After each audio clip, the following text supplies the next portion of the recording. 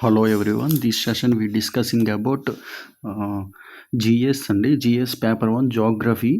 So topic వచ్చి resources గురించి, resources and development. అంటే ఇప్పుడు చెప్తున్న క్లాస్ ఏంటంటే మీకు ఎగ్జామ్లో బాగా వింటే పాయింట్స్ దీన్ని రాసుకోవడానికి కొద్దిగా ఈజీగా ఉంటుందన్నమాట. సో ఫస్ట్ రిసోర్సెస్ అనమాట. ఈరోజు మనం ఏ టాపిక్ అంటే రిసోర్సెస్. యాక్చువల్గా ఇదొక మైండ్ మ్యాప్ అనమాట. మీకు ఎగ్జామ్లో ఒక క్వశ్చన్ రాసే ముందు కూడా మీరు ముందు మైండ్ మ్యాప్ వేసుకుంటే మీకు చాలా హెల్ప్ఫుల్ అవుతుంది. ఎందుకు మైండ్ మ్యాప్ కానీ మీకు వేసుకుంటే అది ఈజీగా మీకు ఏమేమి రాయాలి, ఆ క్వశ్చన్కి ఆన్సర్కి ఏమేమి రాయాలి అని చెప్పి మీకు ముందుగానే ఉంటుంది కాబట్టి ఈజీగా రాసేస్తారనమాట.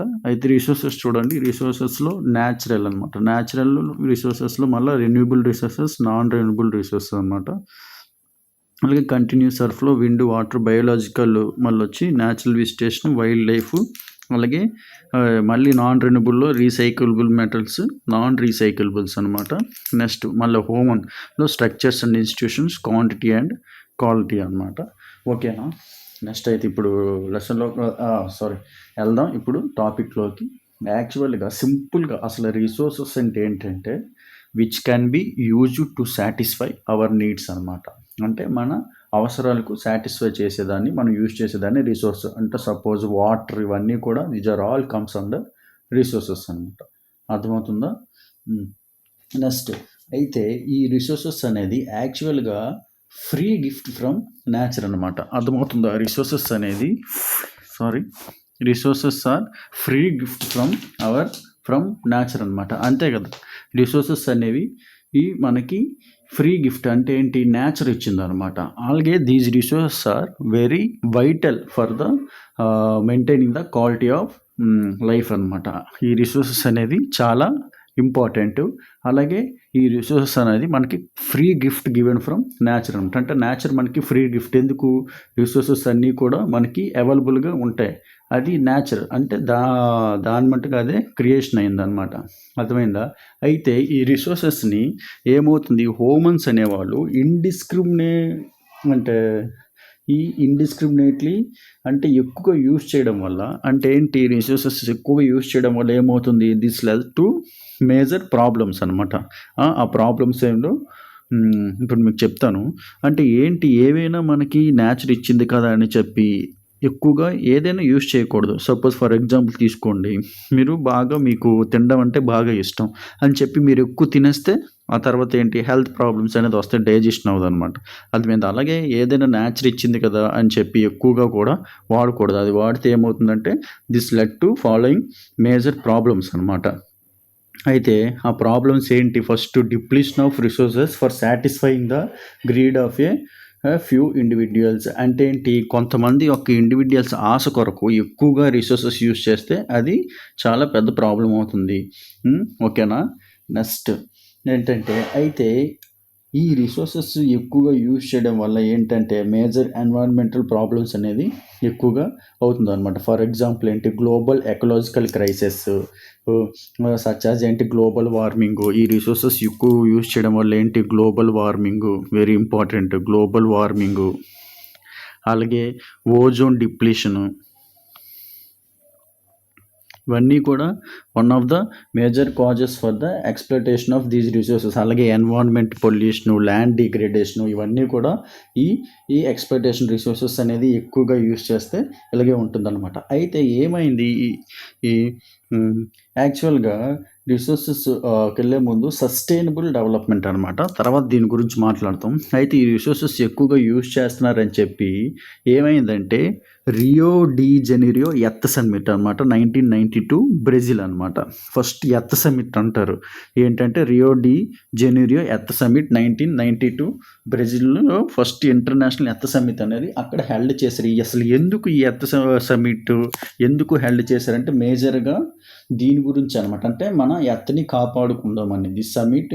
అంటే ఈ సమ్మిట్లో మళ్ళీ more than 100 heads of states were participation. అంటే ఏంటి, 100 యొక్క మోర్ దాన్ 100 కన్నా అబోవ్ కంట్రీస్ అనేవాళ్ళు అందరూ కూడా ఈ ఎర్త్ సమ్మిట్‌లో పార్టిసిపేషన్ చేశారు. అసలు ఏంటి ఎర్త్ సమ్మిట్ అంటే, the summit was convened for addressing urgent problems of environmental protection and socio economic development of the global level. అంటే ఏంటి, మేజర్‌గా ఎందుకు కండక్ట్ చేశారంటే ఎన్విరాన్మెంట్ ప్రొటెక్షన్ గురించే మేజర్‌గా ఈ సమ్మిట్ అనేది కండక్ట్ చేశారనమాట. ఎందుకు మీకు ఆల్రెడీ చెప్పాను, ఈ రిసోర్సెస్ అన్నీ కూడా ఎక్కువగా యూజ్ చేస్తే, ఎక్స్‌ప్లోయిటేషన్ చేస్తే ఏమవుతుంది, ఎన్విరాన్మెంటల్ ప్రాబ్లమ్స్ అంటే మన ఎర్త్‌కే చాలా డేంజర్ అనమాట. అర్థమైందా? దాని గురించే ఈ ఫస్ట్ ఎర్త్ సమ్మిట్ అనేది ఇక్కడ రియో డి జెనీరో దగ్గర కండక్ట్ చేశారు. ఎక్కడుందంటే బ్రెజిల్ అనమాట. అర్థమవుతుందా? అయితే ద అసెంబ్లీ లీడర్స్ సైన్డ్ అనమాట. వీళ్ళందరూ కూడా ఎవరైతే ఈ ఎర్త్ సమ్మిట్‌లో పార్టిసిపేషన్ చేశారో వాళ్ళందరూ కూడా సైన్ చేశారనమాట. Declaration on global climatic change and biological diversity and also this Rio convention addressed the global forest principle and adopted agenda 21 for achieving sustainable development in the 21 century.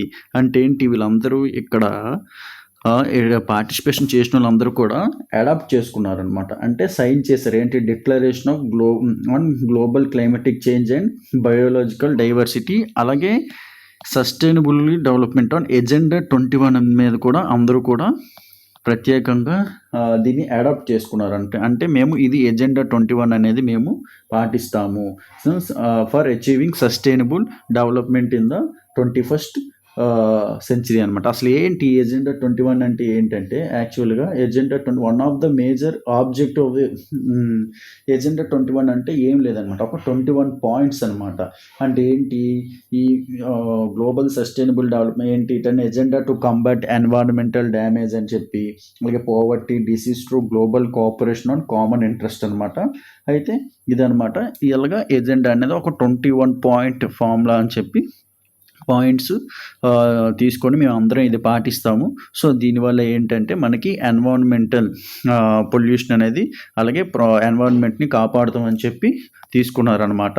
అయితే sustainable development అంటే ఏంటి, అసలు sustainable development అంటే ఏంటి? It means development should takes place without damaging the environment and development in the present should not compromise with the needs of the future generation. అంటే ఈ sustainable development ఏంటి, development అనేది ఉండాలి, అలాగని చెప్పి without damaging the environment and development in the present should not compromise with the needs of the future generation. అంటే ఏంటి, development ఉంటేనే పాటు అంటే మనకి డెవలప్మెంట్ చేయాలి, అలాగే ఆ డెవలప్మెంట్ ఎలా చేయాలి, ఎన్విరాన్మెంట్కి డ్యామేజ్ చేయకుండా చేయాలి, అలాగే షుడ్ నాట్ కాంప్రమైజ్ అనమాట, కాంప్రమైజ్ అవ్వకుండా with the needs of future generation. అర్థమైందా? అంటే ఏంటి, బ్యాలెన్సింగ్గా చేయాలి. అర్థమైందా? అంటే ఏంటి, బ్యాలెన్సింగ్గా చేయాలన్నమాట. ఎప్పుడైనా ఏదైనా బ్యాలెన్సింగ్ ఉంటే బాగుంటుంది. అర్థమైందా? ఇటు తక్కువైన ప్రాబ్లమే, ఇటు మరీ ఎక్కువైన ప్రాబ్లం, బ్యాలెన్స్గా ఉంటే అందరికీ కూడా ఎప్పుడైనా మంచిది అనమాట. అర్థమైందా? అలాగే ఈ సస్టైనబుల్ డెవలప్మెంట్ కూడా ఏంటంటే, ఎగ్జాంపుల్ ఏంటి మీకు చెప్పాను, డెవలప్మెంట్ ఉండాలి కానీ అది ఎన్విరాన్మెంట్కి కూడా డ్యామేజ్ కాకుండా ఉండాలన్నమాట. అది వెరీ వెరీ ఇంపార్టెంట్ ఏంటంటే ఈ సస్టైనబుల్ డెవలప్మెంట్ అనమాట. అర్థమైందా? అయితే రిసోర్స్ ప్లానింగ్ అంటే ఏంటి, ప్లానింగ్ ఈజ్ వైట్లీ అంటే ఏంటి, ఒక రిసోర్స్ ప్లానింగ్ అనేది ఉండాలి, ప్లానింగ్ వేసుకోవాలి. ఎందుకు, మనం ఎక్కువగా మీకు ఆల్రెడీ చెప్పాను, ఎన్విరాన్మెంట్ డ్యామేజ్ అవ్వకుండా ఏంటి అంటే రిసోర్స్ని ఎలా వాడాలి, ఒక ప్లాన్డ్ మీద వాడాలన్నమాట. అర్థమైందా? ఫర్ ఎగ్జాంపుల్ ఇన్ ఇండియా చూసుకోండి, which has enormous diversity in the availability of resources. మన ఇండియా చాలా దగ్గరలో రిసోర్సెస్ అనేది అవైలబిలిటీగా ఉన్నాయి. There are regions which are rich in certain types of resources but are deficient in some other resources. There are some regions which can be considered self-sufficient in terms of availability of resources. అంటే ఈ point చూడండి, అంటే ఏంటి, మీకు మన ఇండియాలో కొన్ని రీజన్స్లో resources అనేవి బాగా ఎక్కువ ఉన్నాయి, అలాగే కొన్ని ఏరియాస్లో ఈ రిసోర్సెస్ అనేది కూడా అసలు లేవన్నమాట, చాలా తక్కువ ఉన్నాయి. అర్థమైందా? అయితే some reasons which can be considered self sufficient in terms of availability of resources and some reasons which have acute shortage of some vital resources అనమాట. అంటే ఏంటి, మీకు కొన్ని రీజన్స్లో సరిపోయినంత రిసోర్సెస్ అనేవి బాగా ఉన్నాయి, కొన్ని రీజన్స్ అయితే చాలా తక్కువ ఉన్నాయి అనమాట. సో అసలు లేవన్నమాట, చాలా తక్కువగా ఉన్నాయి. ఫర్ ఎగ్జాంపుల్ మీరు చూసుకుందాం, చూడండి, Jharkhand, Chhattisgarh, Madhya Pradesh are rich in minerals and coal deposits అనమాట. ఈ జార్ఖండ్, ఛత్తీస్గఢ్, మధ్యప్రదేశ్లో ఎక్కువగా మినరల్స్ అలాగే కోల్ డిపాజిట్స్ అనేవి ఎక్కువగా ఈ స్టేట్స్లో ఉన్నాయి. అలాగే అరుణాచల్ ప్రదేశ్ చూస్తే ఏంటి, Arunachal Pradesh is abundance of water. అయితే అరుణాచల్ ప్రదేశ్లో వాటర్ ఎక్కువ ఉంది, కానీ ఇక్కడ డెవలప్మెంట్ అనేది లేదు. అరుణాచల్ ప్రదేశ్లో ఎందుకు డెవలప్మెంట్ అనేది లేదు? But lakhs in infrastructure development అనమాట. ఎంత వాటర్ ఉన్నప్పటికీ ఇన్ఫ్రాస్ట్రక్చర్ డెవలప్మెంట్ అనేది అక్కడ లేదనమాట. అలాగే మీరు రాజస్థాన్ చూసుకుంటే అక్కడ సోలార్ అండ్ విండ్ ఎనర్జీ ఎక్కువగా యూజ్ చేస్తారు. అంటే ఏంటి, very well solar and wind energy ఎక్కువగా అక్కడ ఉంటుందన్నమాట. ఓకేనా, but lakhs in water resources. అయితే ఇక్కడ అన్నీ ఉన్నప్పటికీ రాజస్థాన్లో వాటర్ అనేది మీకు తెలిసి ఉంటుంది, డిజర్ట్ కాబట్టి వాటర్ అనేది చాలా తక్కువ అనమాట. అర్థమైందా? ఇదనమాట. అంటే ఏంటి, కొన్ని రిసోర్సెస్ కొన్ని దగ్గర రిచ్ బాగా ఎక్కువ ఉన్నాయి, కొన్ని రిసోర్సెస్ అయితే లేవు. ఓకేనా, అది. Next resource planning in India. అంటే ఏంటి, రిసోర్స్ అనేది మనం ఒక ప్లాన్ చేయాలన్నమాట. అర్థమైందా? అంటే identification and inventory of resources across the reason of the country. Identification చేసి మనం కనిపెట్టాలన్నమాట. అంటే రిసోర్సెస్ ఎక్కడెక్కడ ఉన్నాయి మన కంట్రీలో. అలాగే దిస్ ఇన్వాల్వ్స్ ఏంటి, surveying, mapping, qualitative, quantitative estimation, measurement of the resource, ఇవన్నీ కూడా చేయాలి. ఓకేనా, సర్వేయింగ్, క్వాలిటీ ఏంటి, ఎంత ఉంది, అలాగే ఎంత ఉంది, బాగుందా లేదా, ఇవన్నీ కూడా. అలాగే measurement of the resources, evolving a planning structure endowed with appropriated technology, skill and institutional setup for implementing resource development plan. అలాగే ఆ రిసోర్స్ డెవలప్మెంట్ ప్లాన్ కూడా చూసుకోవాలన్నమాట. అర్థమైందా? With appropriate technology and skill and institutional setup చేసి. అర్థమవుతుందా? అలాగే అయితే మన ఈ achieving the goals of resource planning, ఈ రిసోర్స్ ప్లానింగ్ అనేది మనకి మీకు తెలిసే ఉంటుంది, 5 year ప్లాన్స్ ఉన్నాయి కదా. అలాగే మనం ఈ first 5 year plans after independence నుంచి ఈ రిసోర్స్ ప్లానింగ్ మనం ఏం చేసామంటే అచీవింగ్ ద గోల్స్ అంటే ఈ రిసోర్స్ ప్లానింగ్ మీద, ఈ రిసోర్సెస్ మనం అచీవింగ్ గోల్ అనేది మనం ఫస్ట్ 5 year ప్లాన్ నుంచి మనం లాంచ్ చేసామన్నమాట. అర్థమవుతుందా? ఇది వెరీ వెరీ ఇంపార్టెంట్ అనమాట. అర్థమవుతుందా? సో అసలు మెయిన్ మనకి కాలనైజేషన్ అంటే మన ఇండియా జరిగింది. కాలనైజేషన్ అంటే ఏంటి, ఫారిన్ కంట్రీస్ వచ్చి బ్రిటిషు, డెన్మార్క్, ఫ్రెంచ్ వీళ్ళందరూ వచ్చి అసలు మేజర్గా ఇండియాని ఎందుకు ఆక్యుపై చేశారు మీకు తెలుసు? అసలు మేజర్ ఫస్ట్ అసలు బ్రిటిషర్స్ అసలు ఫస్ట్ ఇండియాకి వచ్చింది దేని పర్పస్కి వచ్చారంటే ఫస్ట్ బిజినెస్ చేస్తామని చెప్పి వచ్చారనమాట ఇండియాకి. బిజినెస్ చేస్తూ అలాగా ఇంకొంతమంది రావడం, అలాగ వచ్చి మన ఇండియాలో రిసోర్సెస్ ఎక్కువ ఉన్నాయి. తెలుసో తెలీదో, ఇండియాలో రిసోర్సెస్లో ఎక్కువ ఉండడం వల్ల వాళ్ళు చూసి అలాగా మన ఇండియాని రిసోర్సెస్ ఎక్కువ ఉన్నాయి కాబట్టి ఆక్యుపై చేస్తారనమాట ఇండియాని అలాగా. The history of colonisation reveals that rich resources in colonies wear the main attraction for the foreign invaders. అదే రిచ్ రిసోర్సెస్ ఎక్కువగా ఉండడం వల్ల ఫారినర్స్కి బాగా మనకి ఇదైందనమాట. దానివల్ల వాళ్ళు ఏం చేశారు, అలాగా ఇండియాని ఆక్యుపై చేయడం స్టార్ట్ చేశారనమాట. అయితే ముఖ్యంగా ఈ రిసోర్సెస్ ఉండడమే కాకుండా మీకు already conservation of resource is very very important అనమాట. ఏంటి, conservation of resources is very very important అనమాట. రిసోర్సెస్ని ఏంటి భద్రంగా మనం కాపాడుకోవాలి. అర్థమైందా?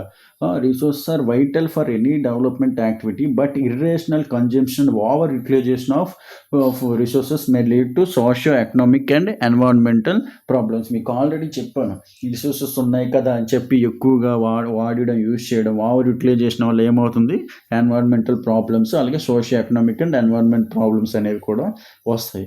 అర్థమైందా? అందుకే Gandhiji one of the famous statement అనమాట. అంటే మీకు ఎగ్జామ్లు అడిగితే ఇలాంటి కోడ్స్ రాస్తే మీకు ఇంకా మంచి ఇంప్రెషన్, మంచి మార్క్స్ వస్తాయి అనమాట. గాంధీజీ ఏం చెప్పారు, there is enough for everybody's need and not for anybody's greed అనమాట. అంటే ఏంటి, there is enough for everybody's need, ఎవరెవరికి అవసరమో అది సరిపోతుంది, కానీ నాట్ ఫర్ ఎనీబడీస్ గ్రీడ్ అంటే ఏంటి, ఆశకు మాత్రం ఎవరికి వద్దు అని చెప్పి అంటున్నారు అనమాట. ఎవరు, మహాత్మా గాంధీ. These famous. అంటే ఇలాంటి కోడ్స్ మీరు రాస్తే ఇంకా ఎగ్జామ్లో బాగుంటుంది అనమాట. అర్థమైందా?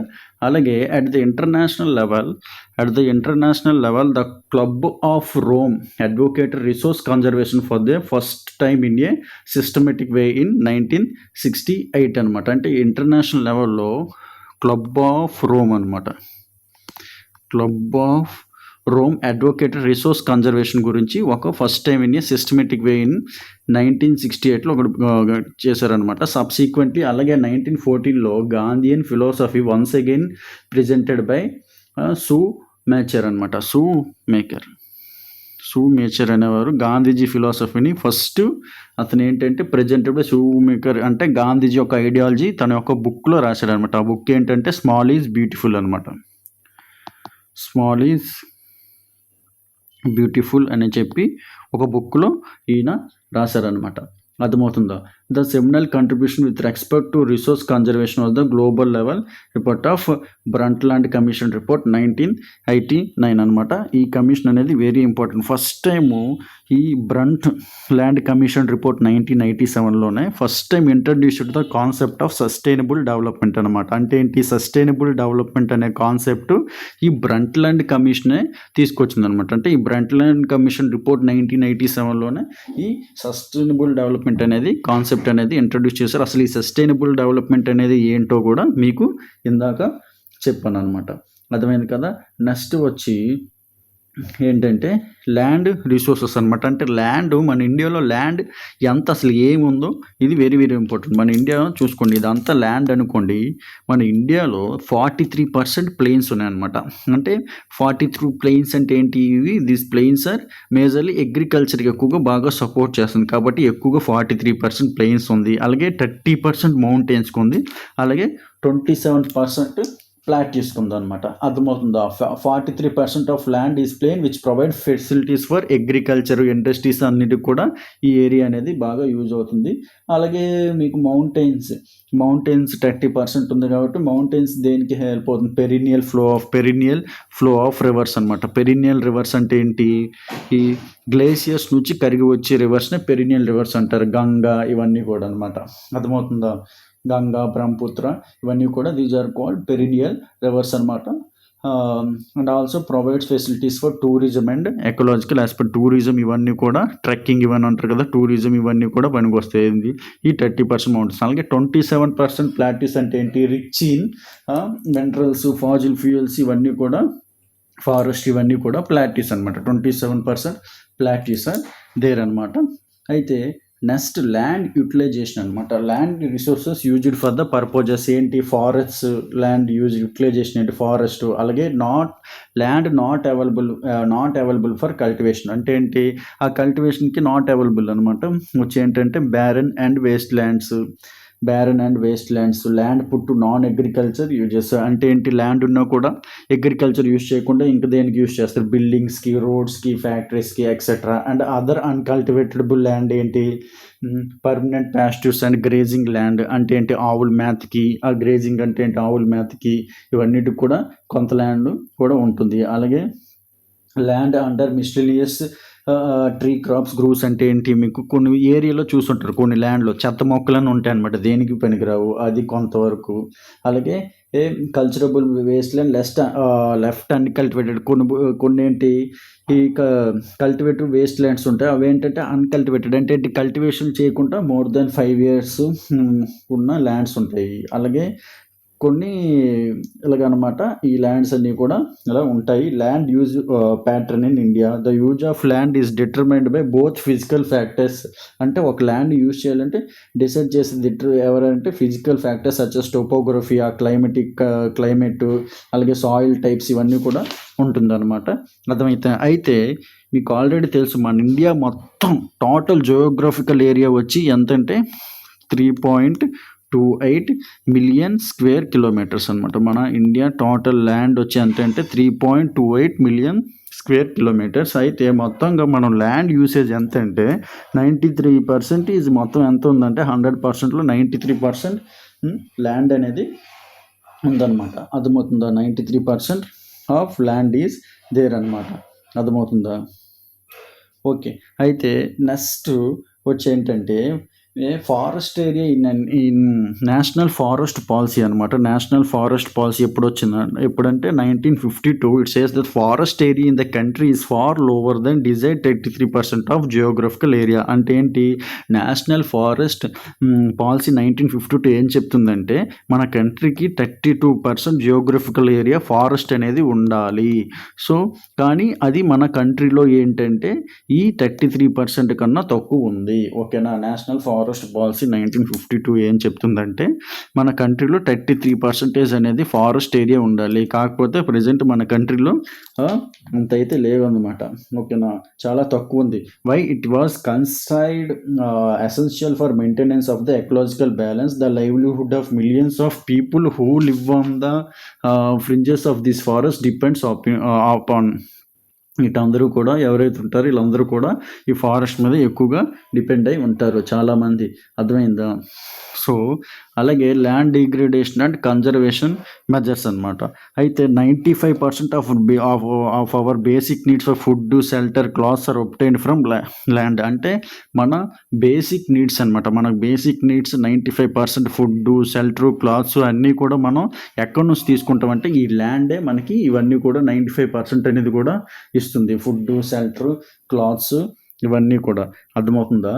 అలాగే some human activities such as deforestation, overgrazing, mining, quarrying to have contribution significantly in land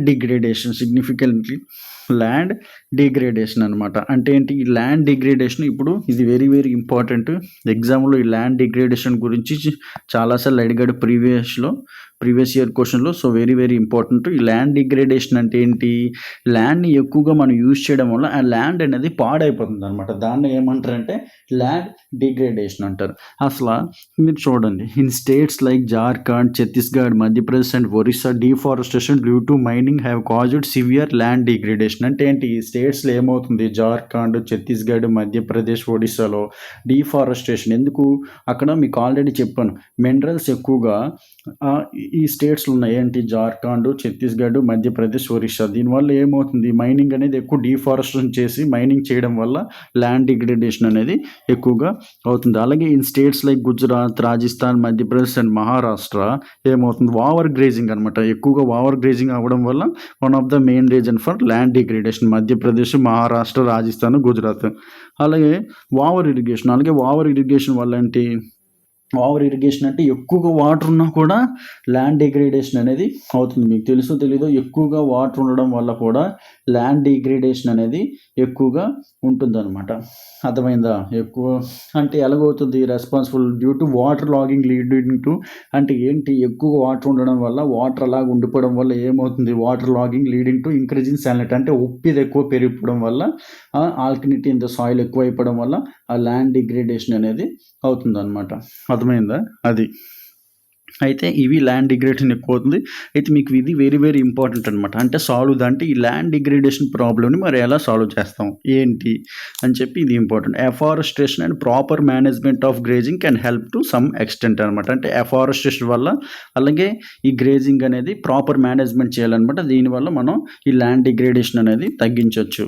అలాగే planting shelter belts of plants, control on over grazing control చేయడం. అలాగే stabilisation of sand dunes by growing thorny bushes are some of the methods to check land degradation in arid areas.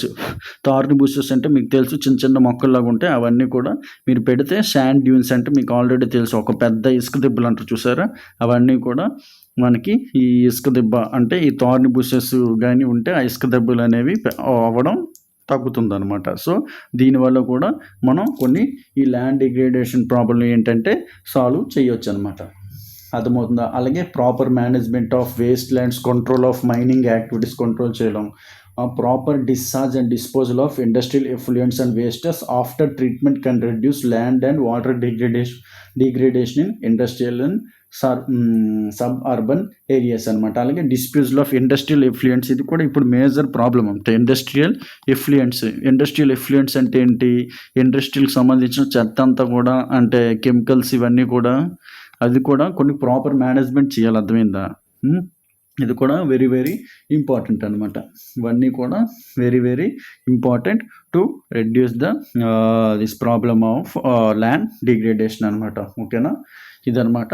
అంటే ఇప్పుడు వరకు చెప్పింది ఏంటంటే, ఇప్పుడు వరకు విన్న క్లాస్ ఏంటంటే, మీకు ఎగ్జామ్‌లో అడిగినప్పుడు కొన్ని పాయింట్స్ అంటే బాగా వింటే కొన్ని పాయింట్స్ మీరు ఈజీగా రాసేస్తారనమాట. అర్థమైందా? బాగా ఇంపార్టెంట్ ఇక్కడొచ్చి ఏంటంటే ల్యాండ్ డిగ్రేడేషన్ గురించి. ఎందుకంటే ప్రెజెంట్ హాట్ టాపిక్ ట్రెండింగ్ ఎక్కువ ఇదవుతుంది కాబట్టి అసలు అడుగుతారు ల్యాండ్ డిగ్రేడేషన్ అసలు ఎందుకు ప్రాబ్లమ్స్ ఏంటి ల్యాండ్ డిగ్రేడేషన్, అలాగే ఆ ప్రాబ్లమ్‌ని సాల్వ్ చేయాలంటే ఏంటో కూడా రాస్తే మీకు మంచి మార్క్స్ అనేది వస్తుందనమాట.